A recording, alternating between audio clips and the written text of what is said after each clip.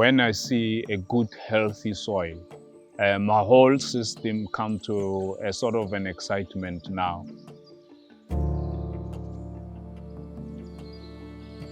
This is what we really need in terms of soil, and we have to do a lot to make sure that this message cut across. Africa, we're still far off in terms of getting there to the right soil which we need.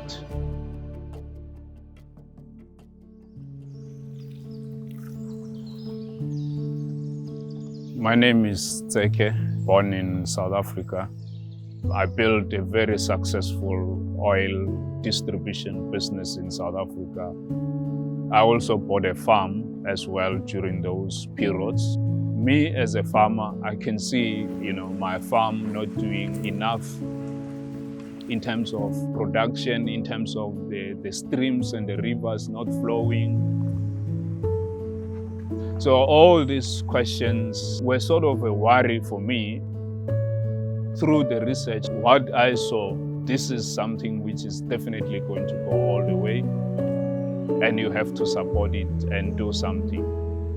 But again, as I said, I didn't know what to do. A leader from India proposed solutions for this problem which we have. And the solution is simple. We get our government to create a policy whereby the organic content of our soil, we get to a minimum between 3 to 6%. That's all which needs to be done. That's all what the government has to say. When Sadhguru launched the Save Soil movement, he said that he's going on a 100-day motorbike around Europe. Next 100 days from 21st of March, we want the whole world to talk about soil. I just wondered that surely in South Africa, and especially in Africa, something has to be done because we're also being affected. I decided that the best way to really have an impact with the community is to take a walk. I wrote a letter to Sadhguru and just asking for blessing. And I said, this is my name. I'm from South Africa. I'm going to go on a walk of 100 days, spend time with the people from the communities to talk about safe soil. I got a response like a week before I had to travel. And the response from Sadhguru was saying, well, blessings to you, travel for 250 days. I said, okay, if Sadhguru says 250 days, then it's 250 days. It's quite dangerous to walk alone, but within me, I wanted to do this thing, to go to the people, to take the walk and see what happens. And I did the 10,000 kilometer plan.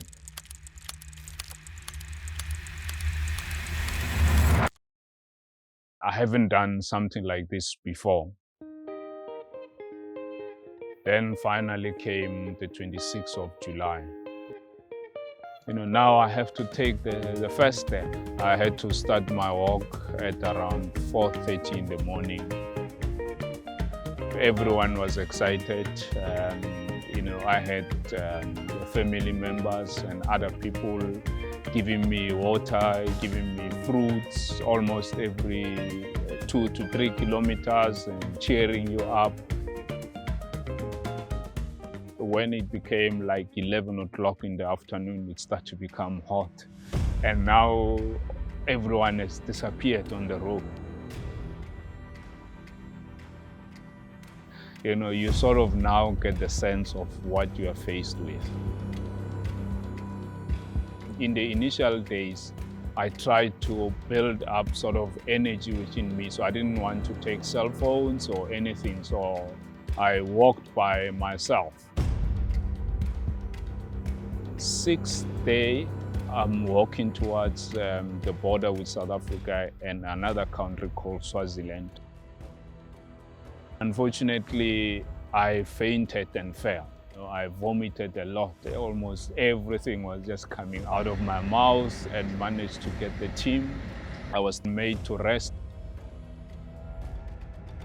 When the guys came back, I could hear owner of the place telling them, "No, this guy is going to die. He's not going to make it. You must convince him to go back home."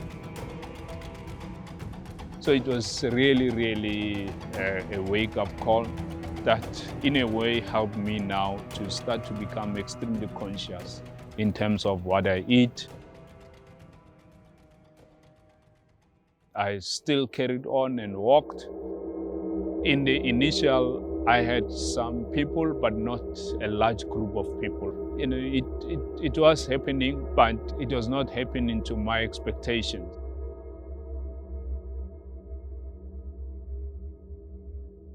Today, I've done about 32 kilometers. Why is it important to go on this? It's because we've realized that we have a problem of soil, not just in South Africa. This is happening globally. You start to come to a realization in yourself that you have to complete this thing and you have to walk. I carried on and finally arrived at Durban. And Durban, fortunately, it was most populated by the Indian communities. So most people know about Sadhguru, most people know about Safe Soil.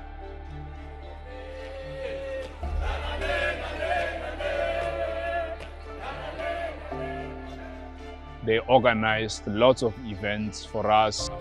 We went on radio for the first time. We did an event in the mall. We did an event on the roads. That we do care about soil. That gave me that, again, excitement that, definitely I've got the support of people in this walk. I have to make it happen. So now it felt like day one of the walk again. It started to get noticed.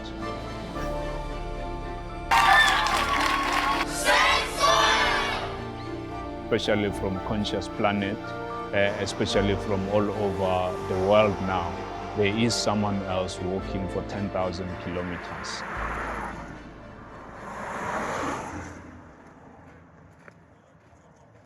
On day 50, arrived at now the capital city called Bloemfontein. You know that you've done so much. You've done 50 days, you've met a lot of people and created expectations that the trip has to be finished. But you also know that your body says, no, you can't go. At that point is what to do now. There's just no motivation, no nothing.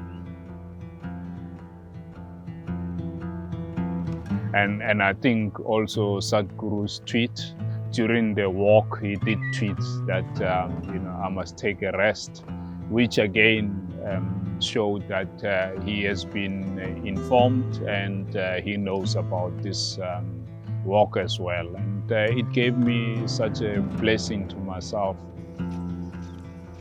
I sort of carried on.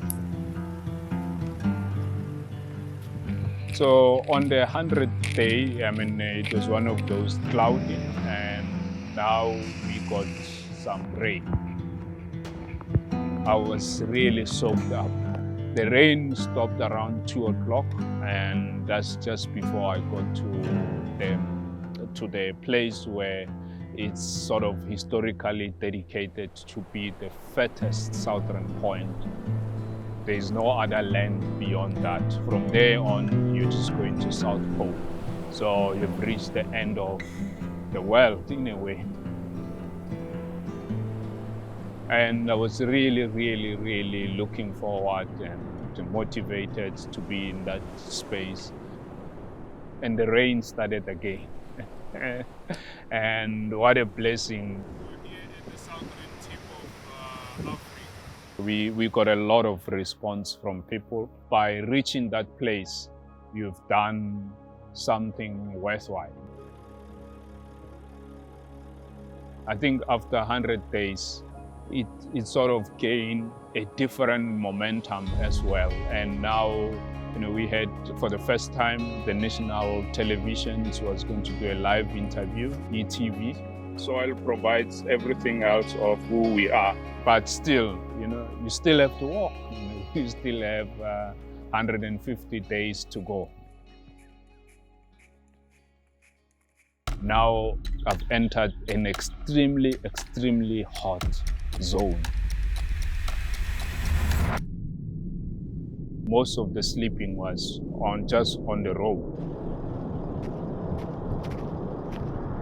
You can't rest, you just have to keep on walking because, again, there's no tree, there's no nothing. So if you have to sit down, it means you're going to be burning, and you just have to keep on walking. Toughness of the place not only had an impact on me, but also had an impact on my team as well. They started to ask me questions about meditations, questions about Sadhguru. I started for the first time now seeing an impact all these things is doing to other people as well, not just to myself. So now we go to Limpopo province, which is my home province. So finally, we were sort of declining invitations from where we were actually actively looking for people, actively begging them. And because of the traction and the media and everything else, we were in a situation where we have to choose where we go, because every town now where we go, people want to walk with us.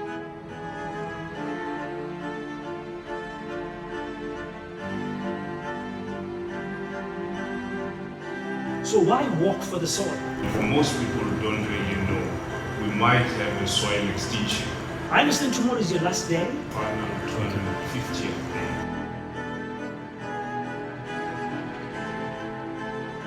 We walked again to the Union building and submitted our memorandum. There was a promise to the people that these signatures will be given to the president, and I have to fulfill that promise. The president accepted our memorandum, promised to respond to us, which they did, and recommended that we work with Department of Land Affairs to draft an MOU, which is currently in the process of being drafted, and hopefully our president will sign an MOU between Conscious Planet and Save Soil. The fact that an MOU from nowhere is being signed in South Africa, for me, just gave me that to say, it's worth something, this trip. Now my kids start saying, no, this is our father, and we're proud of you, and this and that. So they started, from the social media activities, starting being proudly mentioning you, and that gives you the confidence now that you finally reach home. Save soil.